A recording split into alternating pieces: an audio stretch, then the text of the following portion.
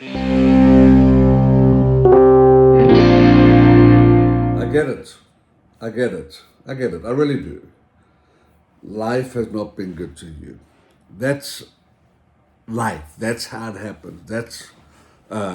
You're one of 7,000, 8,000 other people who will tell me the same story today. Life has not been good for you. Well, listen, I am sorry about that.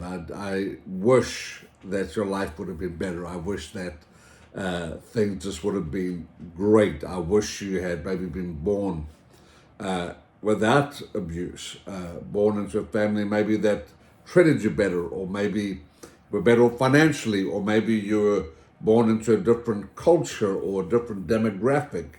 I don't know what your struggle has been, but I get it. I get it. Life is not always easy. I myself have gone through challenging things in life. Life has not always been easy for myself. I was born in South Africa. My parents weren't the richest of people. I didn't have all of the advantage that a lot of people have. And let's say I was born in America. Life would have been a little bit different in my upbringing. Maybe opportunities would have been better earlier in my life. I don't know. But I was born in South Africa. I can't change that.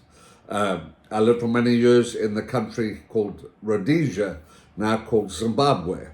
A war broke out in that country, and my family had to migrate back to South Africa. And so, sure, challenges. I've lost loved ones, and I'm sure many of you watching this video have lost loved ones.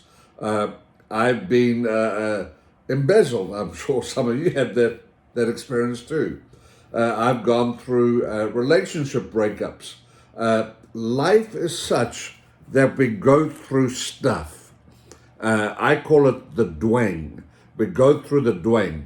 And the dwang either can keep you down or can fuel your propulsion. That's up to you. Either can keep you down or can fuel your propulsion. And I've chosen to allow all of my negatives, all of my pain, all of my pain points to be fuel that ignites the driving forward so that I can have a successful tomorrow.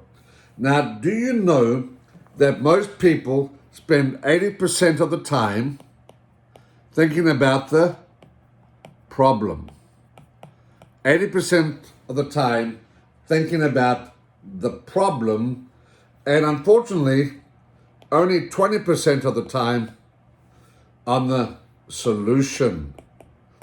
And so I don't know about you, but I want to spend my time, my energy, I want to reverse that today.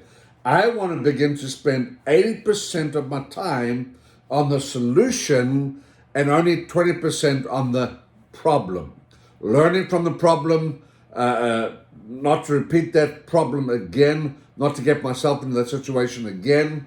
I'm going to learn from that problem. That 20% energy spent is my learning and getting healed and moving on.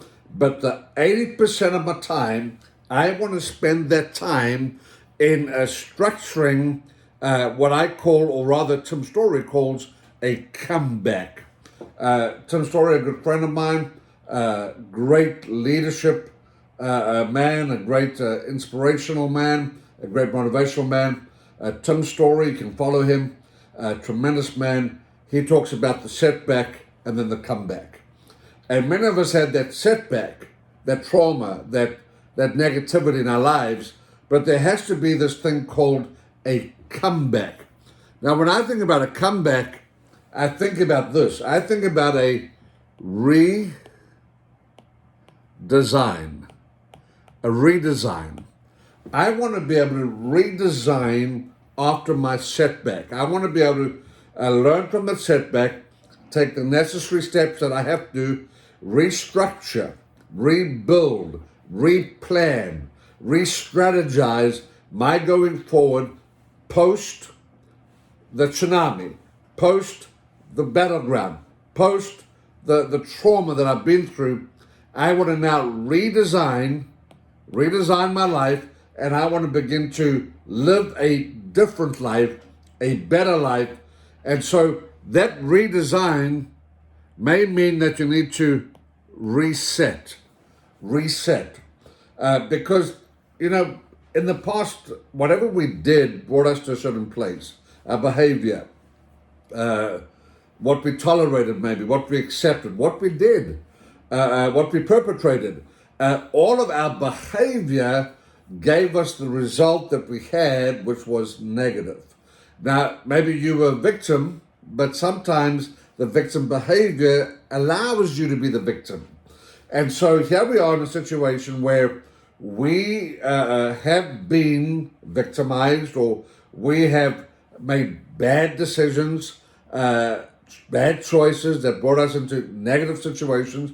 Whatever your case is, in order to get out of that setback into your comeback, you want to have a redesign and you want to have a reset.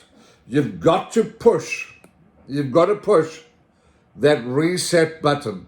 You've got to push it. Give it a good push. Push that reset button of your life and let's start again. Let's do this again. Let's build again. Let's dream again. Let's hope again. Let's design the life that we want to live now, today, for a better tomorrow. Can somebody say, uh-huh? Because listen, staying the way you stayed, doing the things you should do, will get you the what? You know the story, the same results. So we want different results.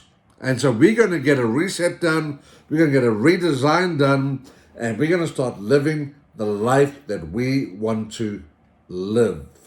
Again, this is where coaching comes in. Because so often we need an extra set of eyes, a different perspective, a different framework of thought in order to help us do the redesign. Because when you're in the setback, it's very hard to see what your comeback should actually look like. And so pulling in a coach, getting somebody to help you, getting somebody to talk to, a confidant maybe, a friend, or actually a coach, to help you get to where you want to go. And that is all about the redesign and the reset. The redesign and the reset. You've got this. You can do it.